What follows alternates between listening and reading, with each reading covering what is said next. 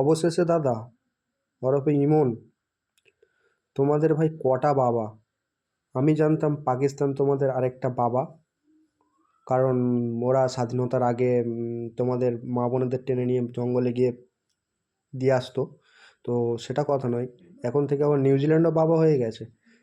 কিছুদিন আগে তো বাংলাদেশ করে করে লাফালাফি করছিল ইমন ভাই। আর সরি সরি, অবশেষে তুমি তো বাংলাদেশ হয়ে লাফালাফি করছিলে, যেই বাংলাদেশ হেরে গেছে অমনি তোমার পাকিস্তান আর নিউজিল্যান্ড বাবা হয়ে গেল। তাহলে নিউজিল্যান্ডও কি মাঝে মাঝে লুকিয়ে লুকিয়ে যেত নাকি তোমাদের মা বোনদেরকে নিয়ে জঙ্গলে স্বাধীনতার আগে?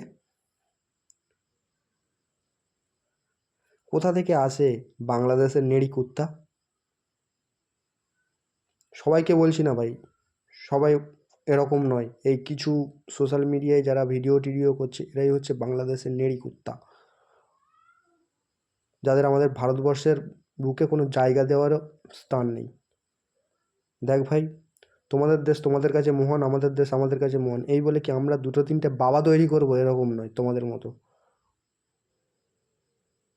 যত সব ভোগলু চোদারা বাংলাদেশে বাড়ি, অশিক্ষিত মূর্খের দল।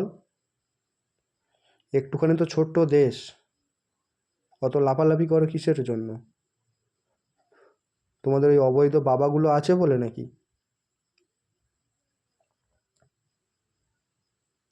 অবশেষে পাগলা চোদা।